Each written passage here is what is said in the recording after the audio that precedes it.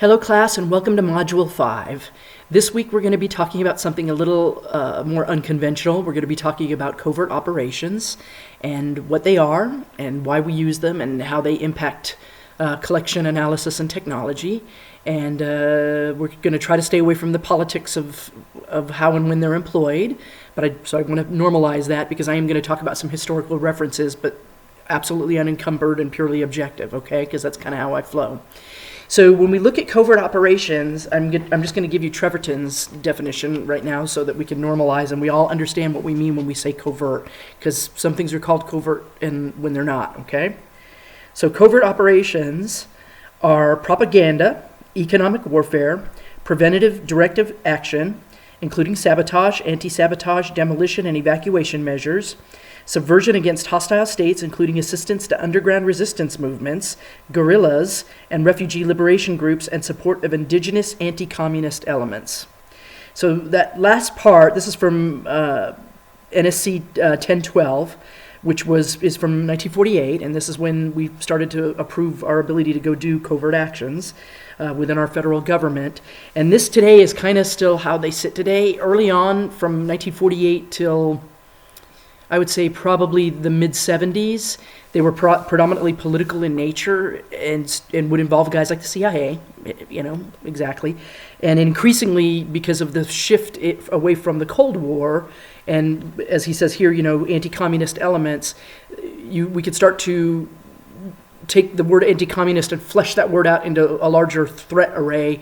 And so insert threat there is what I would say. So we could say terrorist, against terrorist elements, right, or against insurgent elements, things like that in terms of the global war on terror as it was, 10 years ago and where we sit today still with increasingly globalized threats.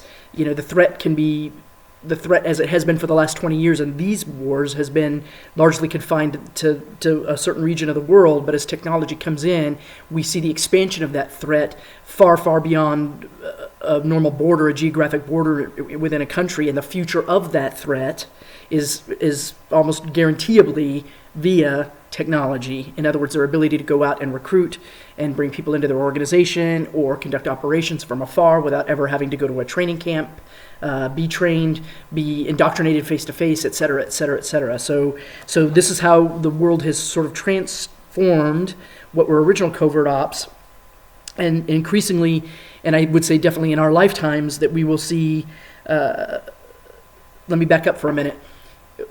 They went from political type covert operations to almost more paramilitary type covert operations, and I would say that in the last 20 or 30 years based on the contemporary environment right now for the United States, meaning that increasingly instead of intelligence operatives executing the covert operations, there was an engagement of military special operations forces with us, etc. Okay? The next phase of this, in my humble opinion, as we're moving forward, is we see the push out of things that we would have normally tried to influence by covert operations on the ground, moving more to the technology base, meaning in the cyber realm. Okay, so where we used to be able to get away with things like Google Operation Ajax, and you could see the U.S. covert operation in the state of Iran, where we basically manipulated how Iran was going to lead itself and installed the Shah of Iran so to better our interest and the interests of other countries in the Western world. That's a bottom line fact. That's not me being political, all the way up until he was overthrown in the 1970s. And even today, the United States feels the repercussions of that issue of trust between us and Iran, because Iran is aware of what the United States tried to do in the 50s, right? And did in fact do during the 50s and got away with it, right? And there's other instances out there that you can go look at too, Guatemala, Angola,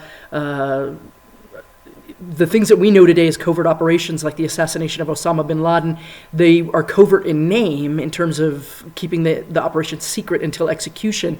But the whole meaning of a true clandestine covert operation is plausible deniability. And so covert operations are undertaken at the highest level of decision making when decision makers feel they have no other recourse but to try to manipulate the circumstances. And of course that can be a subjective perception too. Like if we look at the containment of communism as an example, there are certain places where the United States really undertook exaggerated efforts to contain communism during the Cold War, when the reality was the threat of of that communism on the ground, and that threat of the domino theory, such as it was, really had little to bear. And had that country been communist or not, it wouldn't have mattered. It just really would not have mattered in the overall scheme of things. So subjectively, that decision maker has to look at it and go, okay, I really am concerned about national security and the security of our ideals and what our place is in the world, our commerce, our economics, et cetera. And as a result, we're gonna undertake this covert operation. When they fail spectacularly. And probably I could give you several excellent examples, but I'm going to pick an historical one that you may be aware of, which is the Bay of Pigs in Cuba, which was a covert operation undertaken by the Kennedy administration with the CIA in an effort to overthrow the Cuban government, basically, and install a government of Cuban exiles whose politics were more in line with the United States. And it initiated a chain of events that really brought the U.S. right up to the brink of disaster, where the Russians were going to putting missiles in Cuba, which is only 30 miles off the coast of Florida. And between Khrushchev and Kennedy, they were able to hash it out, etc. But the debacle of the Bay of Pigs left many, many people dead, many, many people in prison, etc. And a big black eye for the United States in terms of the reputation of the United States.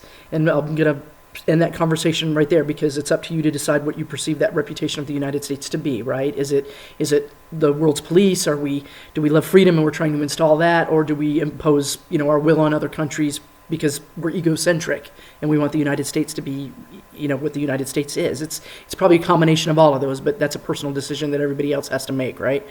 So that goes all the way up into like the 70s, and another failure of a covert operation was when we attempted to send military personnel in to rescue the hostages that were being held in Tehran, Iran, in the late 1970s. Other covert operations included the U.S. arming of mujahideen in Afghanistan when it looked like the government was going to turn communist, and when the Soviets invaded to support the communist government of Afghanistan, the U.S. also supported the mujahideen to fight against the Soviets in Afghanistan. And as in the case of Iran, you could see the fallout many, many years later. And that's part of the danger of covert operations is politically. The danger of covert operations is you don't know what seed you're sowing at the time that you're putting the seed in the ground. You don't know what it's going to do on down the road. So they have to be undertaken absolutely prudently, okay? So now those types of covert ops, as I said, they've shifted to sort of paramilitary type looks, and even the paramilitary are starting to kind of slow down a little bit, and I suspect that part of that has to do with transparency. If we look at the global revolution in communication and the ability to get information out from some of the most remote places on Earth, it's hard to have plausible deniability, right? And for those of you who don't know what I mean by that, the plausible deniability is essentially if something goes wrong, you have the ability to say, oh no, it wasn't us. It wasn't the U.S. that was doing that. It must have been some rebels, right? It must have been the rebel faction. It might have been X, Y, or Z. Some other little known supports, the U.S. supported Tibetan nationalists who operated as guerrillas against the Chinese. There's lots of very interesting examples out there. And as a matter of fact, I'll look and see if I can find what used to be a list issued by state of all of the covert operations since about 1950 on, and there was over 100 of them, as I recall. They don't become well known until afterwards. So when we talk about covert operations from a collection perspective, if there's a human guy on the ground and he's collecting information, he's sort of a passive receiver. He can kind of manipulate, not to offend any humaniters in my class, but they can kind of manipulate things, et cetera, to be able to extract that level of information. But the issue with covert operations is that they are offensive operations, meaning that I'm going to use the word aggressive, but I don't mean like aggressive like, hey, I'm shadowboxing you.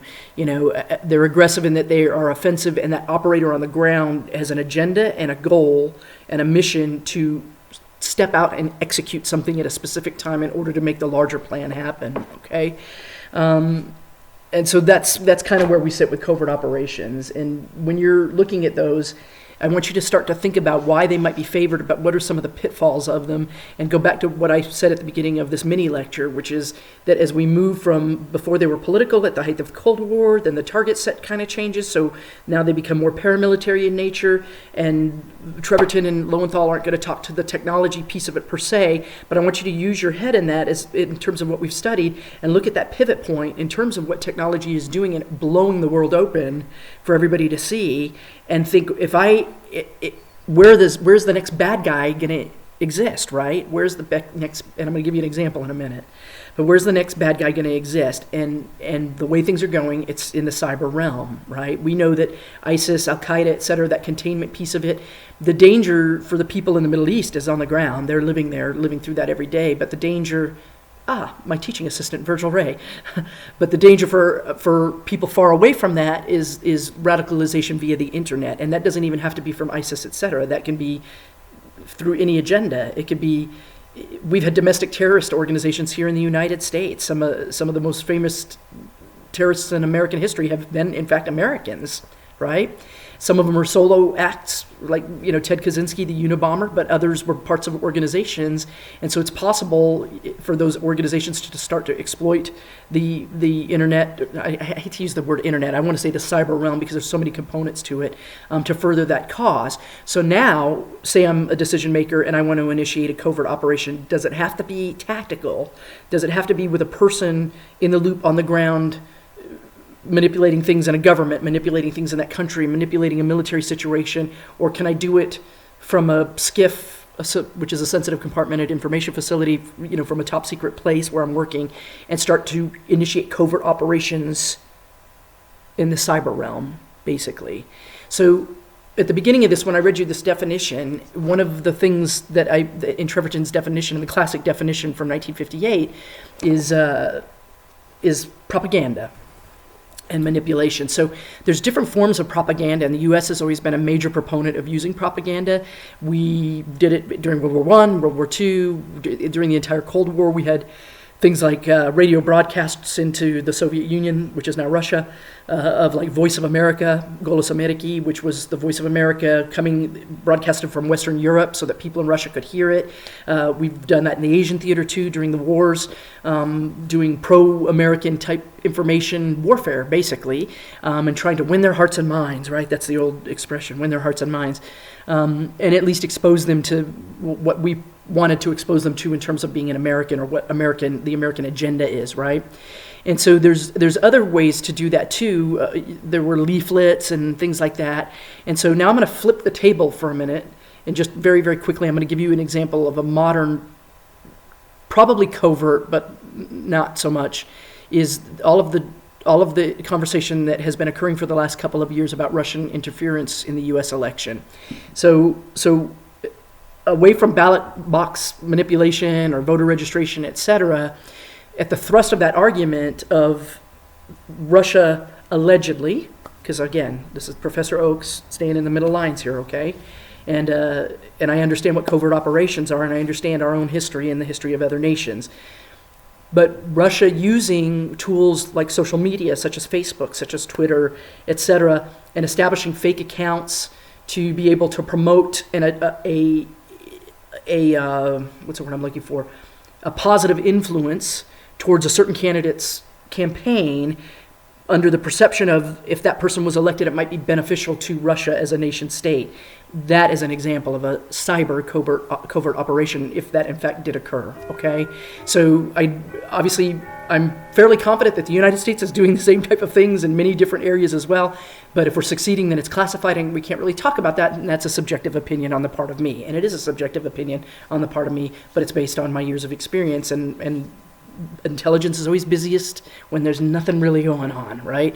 So, but since this one has blown out, I can use that as an example. So if Russia did in fact manipulate social media to give a perception of a level of support for a specific candidate in the United States presidential race, if that did in fact occur, that would be an example of a covert operation. There's plausible deniability. Nope, I didn't want to do it. There's not a lot of money invested, but they're attempting to manipulate the circumstances, right, by which this person could come to power, which they perceive to be beneficial to the Soviet Union.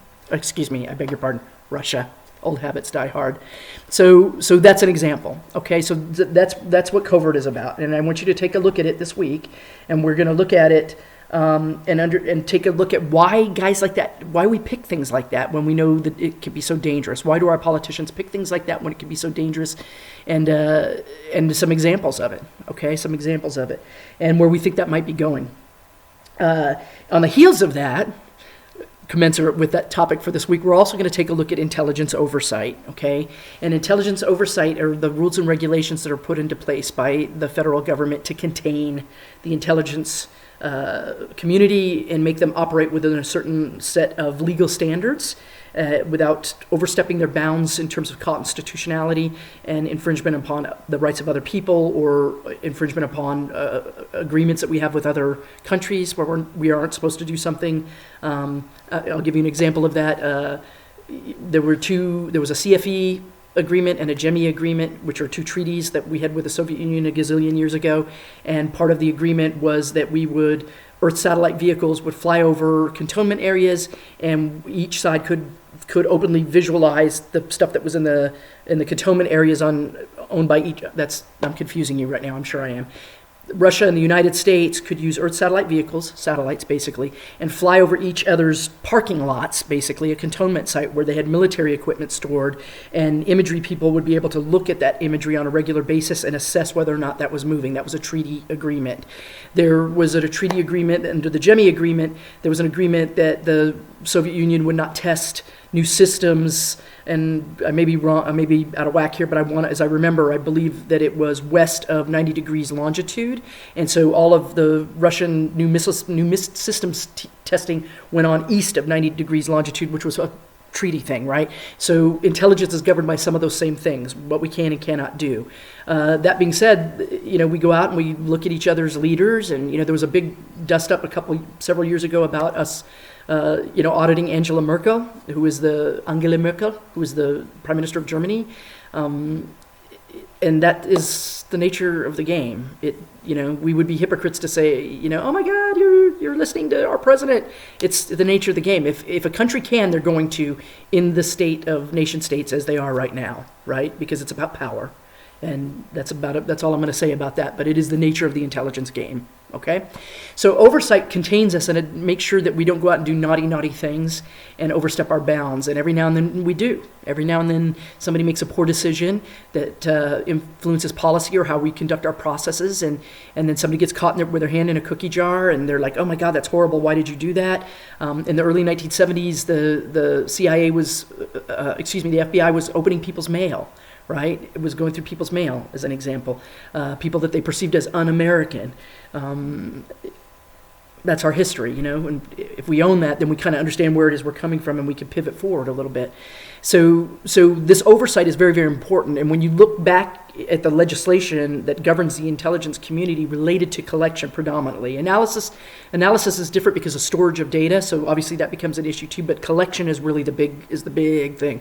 If we look back, every time you see massive legislation passed related to oversight, chances are if you step back a year or two prior to that, there was a major overstep by the intelligence community in collecting against private citizens, going through their mail, monitoring telephone calls, breaking into the White House, et cetera, to kind of check us back into where we're expected to perform as a service to the state, as a service to the federal government, okay? It's not autonomous. It's not an autonomous action. I think Professor Oakes' opinion, again, this is not the opinion of our university, but it's Professor Oakes' opinion, that we're seeing the operators within our community becoming more codified into behaving within those certain parameters, again, because of transparency. If we went back with the CIA to the mid-50s, and CIA guys were out, at their sites out in the Booney Toolies or maybe in cities, et cetera, they lived a completely different life, I would wager, than the life that some of the CIA guys live now, as an example. And it has to do with checks and balances, and it has to do with oversight and expectations. It's not so loosey-goosey, right? I'm not out here like the king, I'm in charge here, I'm in charge of this operation, I'm running it like my own little fiefdom. It's been contained a little bit. At least that's my optimistic perspective. There's always going to be people are people, right? People are people, and there's always going to be people that overstep those boundaries, and that is where that level of oversight comes in, that we are constantly auditing and making sure that we're following our processes true to the values and the laws of the United States, whether that's law enforcement or whether it's the CIA. as an example, okay? So that's what we're going to talk about this week in covert operations, and I hope I didn't get too much on a soapbox there. It's something that we could talk about for hours. If we were in an actual classroom for hours, we would be talking about this for hours. And the only other deliverable you have to me this week, apart from the discussion stuff, is your second country brief. So the exact same thing, same target country, and make sure that make sure that you've been gathering information. That's what between week 3 and now, that's what you should have been doing. So you had week 1 to week 3, week 3 to week 5, and building that second brief, same format. You could switch up the format if you want. If you tried slides and audio and you didn't like it and you want to do a video, do that. If you did video and you hated it and you want to do slides and audio, go ahead and do that. So you have the opportunity to do that. But those are basically your deliverables for this week, okay? I hope you enjoy this topic. It's a very interesting topic, covert action, and when I did your introduction and I made the comment that even if this isn't going to be your field, I hope you walk away with a stronger civic sense of how the United States does its operations or is supposed to do their operations. This particular topic of everything that we explore in this course is one of those things that it's not just an excellent dinner conversation, but it's something that can inform you, and so that when you have a conversation with somebody who doesn't know anything about it or thinks they do and they don't, you have that opportunity to be able to go, hey, that's not how it works. It actually works this way, etc. Okay? One last comment as I go, because it's happened before in other classes. When I say intelligence oversight, I mean an auditor or a legal authority supervising the collection and analysis and actions of the intelligence community in terms of how they collect and analyze data, how they store that data, how they disseminate that data, etc. I don't mean intelligence oversight like, oops, we missed that. Sorry, it was an oversight on our part. Okay, because it's the same word, right? So I don't mean like it's an oversight in intelligence, like we blew that, we didn't catch it when it happened. I mean intelligence oversight in terms of the legal parameters that contain the intelligence community with a left and right boundary of how they're supposed to do their operations, okay? Which is where and covert fits in there too, right? So that is it for this week, and I hope you enjoy this topic, and I'll see you next week. Coming down to the home stretch, all right? Keep your powder dry and keep up on your reading, and I hope you're enjoying the course as much as I am. Thanks. Bye.